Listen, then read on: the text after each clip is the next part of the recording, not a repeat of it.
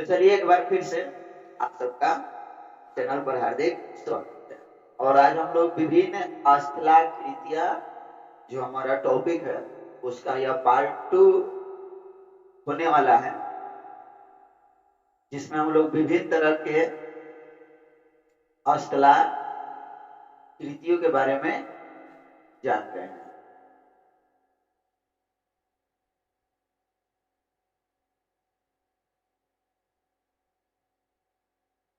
Part 1 video upload है, यदि अगर आप उसे नहीं देखे हैं तो वॉच करें, आपको पूरी तरह से समझ में आ जाएगा।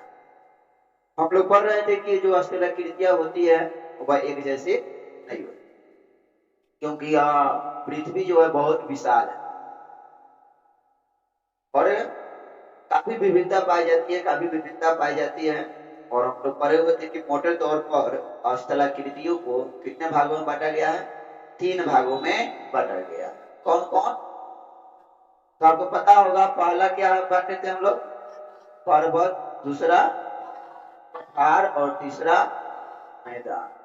और इसी क्रम में हम लोग पर्वत के बारे में जान गए।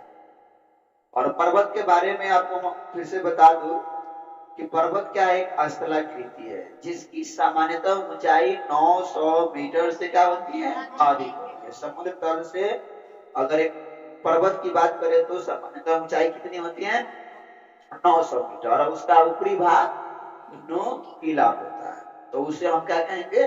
पर्वत कहेंगे। अब पर्वत भी हम लोग इसके पहले वाले वीडियो में देखे थे कि पर्वत भी क्या होता है? वह 4 प्रकार के होते हैं। यानी उत्पत्ति के आधार पर पर्वत को कितने भागों में बांटा गया है? 4 भागों में बांटा गया है। पहले वाले वीडियो में बताया गया है ब्लॉक पर्वत। कौन पर्वत? जो पहला है जिसका नाम क्या है? ब्लॉक पर्वत। चलिए एक बार फिर से मैं बता देता हूं कि ब्लॉक पर्वत क्या है। देखिए, ब्लॉक पर्वत होता क्या है? जब चट्टानों स्थित भ्रंश के कारण, जब चट्टानों में स्थित भ्रंश के कारण उसके मध्य का भाग फंस जाता है और उसके अगल बगल का जो भाग है वह ऊपर उठा हुआ प्रतीत होता है, तब उस ऊपर उठे हुए भाग को ब्लॉक पर्वत कहा जाता है। जैसे आप पाकिस्तान का जो साल्ट रेंज है, उसके बाद में ब्लैक फॉरेस्ट ठीक जर्मनी में है। ये जो पर्वत है यह ब्लॉक पर्वत का क्या है? उदाहरण। चलिए अब इस क्रम में हम लोग दूसरे पर्वत की ओर बढ़ते हैं, जिस पर्वत का नाम है अवशिष्ट पर्वत। अब सवाल है कि अवशिष्ट पर्वत हम किसे कहेंगे? तो कह रहा है कि ये पर्वत चट्टानों के अपरदनों के फल स्वरूप क्या होते हैं? निर्मित होते हैं। जैसे मान लेते हैं कि चट्टान है, क्या है? चट्टान है, और इस चट्टान में क्या हुआ? अपरदन हुआ। अपरदन का मतलब होता है नाश होना, खत्म होना, हरण होना। यानी इसमें क्या हुआ? अपरदन हुआ। अपरदन होने के बाद में देखिएगा ये इस तरह से बन जा रहा है। यह जो पर्वत बनेगा, यह जो पर्वत क्या कहलाएगा? अवशिष्ट पर्वत। कौन पर्वत कहलाएगा? ऐसे चट्टान जिनमें अपरदन होते हैं। अपरदन होने के बाद में जब वह पर्वत का रूप धारण कर लेते हैं तब वह कौन पर्वत कहलाता है? तो अवशिष्ट पर्वत कहलाता है। तो जैसे कि अगर देख ले तो विंध्याचल जो पर्वत है वो हमारा कौन पर्वत है? अवशिष्ट पर्वत है। सतपुड़ा, नीलगिरी की पहाड़ी, पारसनाथ, ठीक, राजमहल की पहाड़ियां, ये सभी जो है ये अपने भारत में स्थित पर्वत है जो अवशिष्ट पर्वत का क्या है? उदाहरण। चलिए अब बात करते हैं हम लोग सियरा। सियरा पर्वत ही है, अवशिष्ट पर्वत है जो कि स्पेन में अवस्थित है। बात करते हैं हम लोग गैसा और बुट्टे, ये भी हमारा क्या है? अवशिष्ट पर्वत है जो कि अमेरिका में स्थित है। कहाँ स्थित है? तो अवशिष्ट पर्वत के बारे में आप क्या समझे? ये पर्वत चट्टानों के अपरदन के फल स्वरूप क्या होते हैं? निर्मित होते हैं। ठीक, जैसे में आपका विंध्याचल हो जाएगा, सतपुड़ा की पहाड़ियां हो जाएगा, राजमहल की पहाड़ियां हो जाएगा, ठीक, नीलगिरी की पहाड़ियां हो जाएगा। सियरा तो याद रखेंगे कितना सियरा का। चलिए आगे बढ़ते हैं। संचित पर्वत। संचित का मतलब समझते हैं क्या होता है? संचित का मतलब होता है जमा होना, एकत्र होना, ठीक, मिल जाना। अब देखिएगा जब भूपटल पर कौन चीज, मिट्टी, बालू, कंकर, पत्थर, लाव, कौन, जब भूपटल पर मान लेते हैं कि हमारा, इसको देखिए हम, ये हमारा भूपटल है, क्या है, भूपटल। इस भूपटल पर क्या हुआ, बालू, पत्थर, ठीक, कंकर, लावा आदि क्या हुआ, संचित हुआ, जमा हुआ, एक जगह क्या हुआ, एकत्र हुआ। एकत्र होने के बाद में क्या होगा, बहुत सारी क्षरण की क्रियाएं होगी, अपराधन की क्रियाएं होगी, भौतिक क्रियाएं होगी, उसके फल स्वरूप क्या होगा, उसके रूप में बदलाव होगा। रूप में बदलाव होगा तो वह एक पर्वत का रूप धारण कर लेगा और उस पर्वत का नाम क्या रखा जाएगा, तो संचित पर्वत। यानी आप याद रखेंगे कि भूपटल पर मिट्टी, बालू, कंकर, पत्थर, लावा आदि के एक स्थान पर जमा होने के बाद बने हुए पर्वत संचित पर्वत कहलाता है। याद रहेगा, जब भूपटल पर बालू, कंकर, पत्थर, मिट्टी, लावा आदि जब एक स्थान पर जमा हो जाते हैं तो उसके पश्चात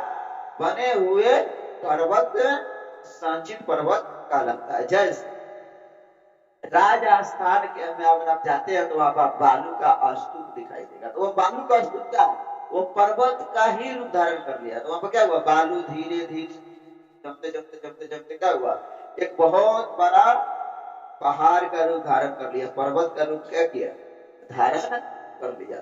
चलिए हम लोग बढ़ते हैं अगले पर्वत की ओर, जिस पर्वत का नाम है वलित पर्वत। वलित का मतलब क्या होता है, टेढ़ा मेढ़ा, लहरदार।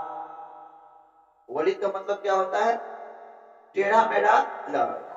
अब कह रहा है कि जब पृथ्वी की आंतरिक शक्तियों के कारण, पृथ्वी की आंतरिक शक्तियों के कारण, आप लोग भूकंप भी देखे, वो भी पृथ्वी के आंतरिक शक्ति के कारण ही क्या होता है, उत्पन्न होता है। जब पृथ्वी के आंतरिक शक्तियों के कारण धरातलों की चट्टान, जब पृथ्वी के आंतरिक शक्तियों के कारण धरातलों की चट्टानें क्या होती है, मुड़ जाती है, टेढ़ी हो जाती है, घूम जाती है, तब उसे हम क्या कहते हैं, वलित पर्वत कहते हैं। फिर से देख लीजिएगा, जब आंतरिक शक्तियों के कारण धरातलों की जो चट्टानें हैं वो क्या होती है, मुड़ जाती है, तब उसे हम कौन पर्वत कहेंगे, वलित पर्वत कहेंगे। ठीक, अब आइए बात करते हैं, हिमालय का तो नाम सुने होंगे। हिमालय जो है यह किस पर्वत का उदाहरण है, तो यह वलित पर्वत का उदाहरण है। किस पर्वत का उदाहरण है, बात करते हैं हम लोग आल्प्स, ये भी वलित पर्वत है। यूराल पर्वतमाला, ये भी हमारा वलित पर्वत है। रॉकीज, एंडीज, ये सभी क्या है, हमारा वलित पर्वत है। अब आइए इस कुछ पर्वतों से जुड़ी हुई जो इंपोर्टेंट डाटा है उसको हम लोग एक झलक देख लेते हैं। आप एक चीज याद रखेंगे कि विश्व की अगर हम बात करें, सबसे लंबी पर्वत, विश्व में सबसे लंबी पर्वत श्रेणी का याद रखेगा, उसका नाम है एंडीज पर्वत श्रेणी। क्या नाम है उसका, एंडीज पर्वत श्रेणी। एंडीज पर्वत श्रेणी विश्व की सबसे लंबी पर्वत श्रेणी है, जो कि कहाँ, दक्षिणी अमेरिका के पश्चिमी तट पर स्थित है। तो क्या याद किए, विश्व की सबसे लंबी पर्वत श्रेणी का क्या नाम है, एंडीज पर्वत श्रेणी, जो कि किस देश में स्थित है, किस महाद्वीप में स्थित है, दक्षिण अमेरिका के। कहाँ पूछा जाए तो पश्चिमी तट पर। तो बढ़िया से भूगोल तो बहुत अच्छा सब्जेक्ट है, अगर इसको अगर फिगर अगर दिमाग में आप सेट करते हुए चलते हैं तो ये बहुत प्यारा सब्जेक्ट है, कुछ रटने की जरूरत नहीं है, अपने आप फिगर सेट हो जाए। चलिए इस तरफ हम लोग आगे बढ़ते हैं। एक और चीज जो याद हमें करना चाहिए, करा कि विश्व में सबसे ऊंची चोटी, ठीक, आप बचपन में याद कर लिए होंगे कि दुनिया का सबसे ऊंची चोटी क्या है, उसका नाम क्या है, तो माउंट एवरेस्ट। क्या नाम है उसका, जिसकी ऊंचाई कितनी है, 8,848। इसमें इजाफा भी हुआ है, 8,850 भी बताया जा रहा है नई डाटा के अनुसार। अब ये अगर पूछा जाए कि माउंट एवरेस्ट जो दुनिया की सबसे ऊंची चोटी है, यह कहाँ स्थित है, हम याद रखेंगे हमारा पड़ोसी देश नेपाल में यह स्थित है। ठीक, नेपाल में है, यह एक बहुत ही प्रसिद्ध शहर है काठमांडू। ठीक, उधर से आपको देखने को यह मिल जाएगा। आगे बढ़ते हैं हम लोग, अफ्रीका का सर्वोच्च शिखर, कहाँ चले हम लोग, अफ्रीका। अफ्रीका महाद्वीप का सर्वोच्च यानी सबसे ऊंचा शिखर की बात करें तो उसका नाम है माउंट किलिमंजारो। माउंट किलिमंजारो जो कि अफ्रीका का सर्वोच्च शिखर है, ठीक, जिसकी ऊंचाई है 5,895 मीटर। यह कहाँ स्थित है, तंजानिया में स्थित है। ठीक, तो अफ्रीका का सबसे ऊंचा शिखर का क्या नाम है, माउंट किलिमंजारो। यह अफ्रीका में कहा मिलेगा, तंजानिया में मिलेगा। चलिए बात करते हैं हम लोग भारत की। भारत का जो अरावली पर्वत है, यह विश्व के सबसे पुराने वलित पर्वतों में गिना जाता है। यानी भारत का जो वलित पर्वत है वह विश्व के सबसे पुराने वलित पर्वतों में अरावली को क्या किया जाता है, गिना जाता है। इसकी अगर सबसे ऊंची चोटी अगर पूछा जाए तो उसका नाम है माउंट आबू। ठीक, सबसे ऊंची चोटी अगर पूछा जाए तो कौन है, माउंट आबू। माउंट आबू नहीं, माउंट आबू के निकट गुरु शिखर है। कौन है, गुरु शिखर। ठीक, जिसकी अगर समुद्र तल से ऊंचाई मापी जाए तो कितनी है, 1722